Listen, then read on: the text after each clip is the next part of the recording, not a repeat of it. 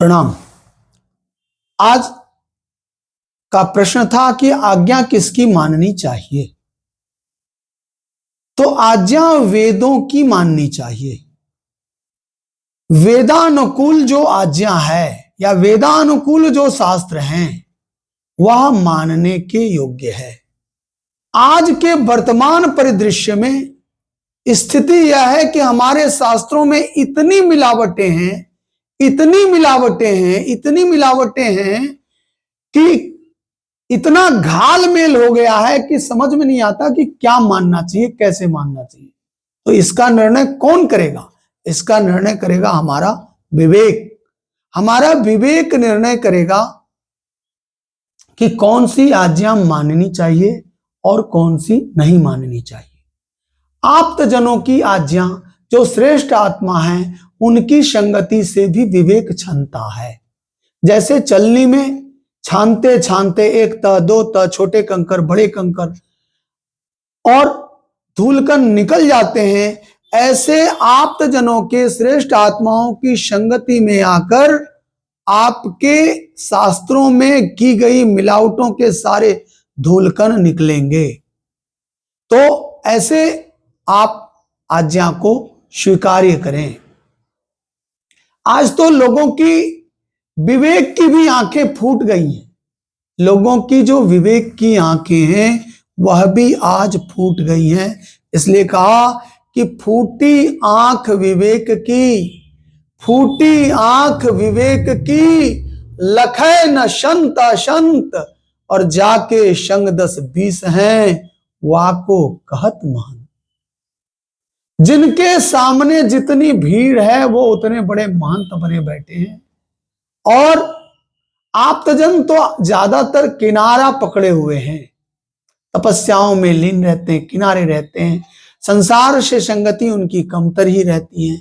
लेकिन आप्तजनों के व्यक्तित्व में एक विलक्षण प्रतिभा दिखेगी आपको, तो उनको पहचाने और उनकी निर्देशानुसार जो वेद विहित आज्ञाएं हैं उनको स्वीकृत करें। वेदों के, शास्त्रों के सार गर्भित अर्थ को लौटा देने वाला, बताने वाला एक दिव्य सन्यासी हुआ महर्षि दयानंद सरस्वती।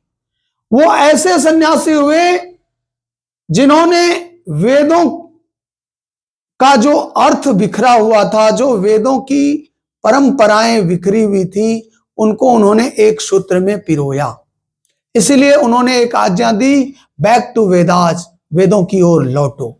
लेकिन हमने नाना प्रकार के शास्त्र जो वेदानुकूल नहीं है, एकादशों उपनिषद को छोड़ 108 उपनिषदों को मान लिया, और उसमें घालमेल बहुत है, बहुत मिलावटें आ गई हैं, और इन मिलावटों के ही परिणाम स्वरूप हमारे शास्त्रों में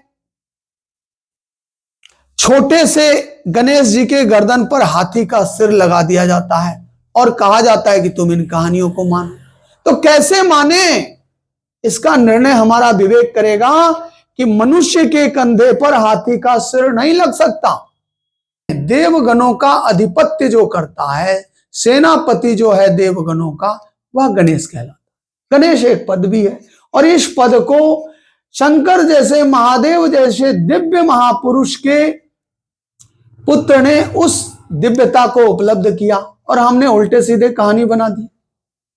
तो शास्त्रों की आज्ञा को मानना धर्म है। कर्तव्य का ज्ञान, कर्तव्य का ज्ञान हो जाना।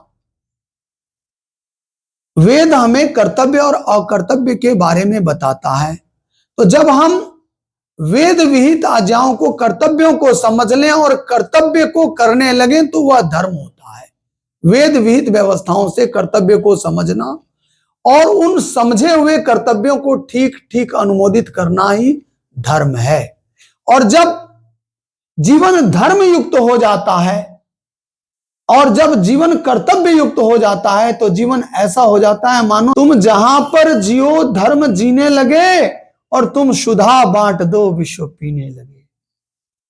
साथियों की यहां बाट जो हो नहीं, साथियों की यहां बाट जो हो नहीं, प्यार दो हर दुखी को जो छीने लगे।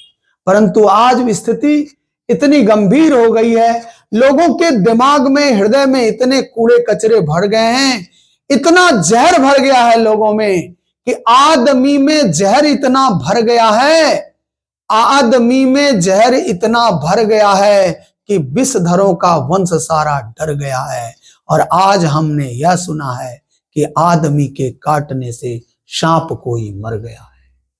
तो बंधु, जब तक हम अपनी अंतर चेतना को, अंतर उद्बोधन को परिष्कृत नहीं कर लेंगे,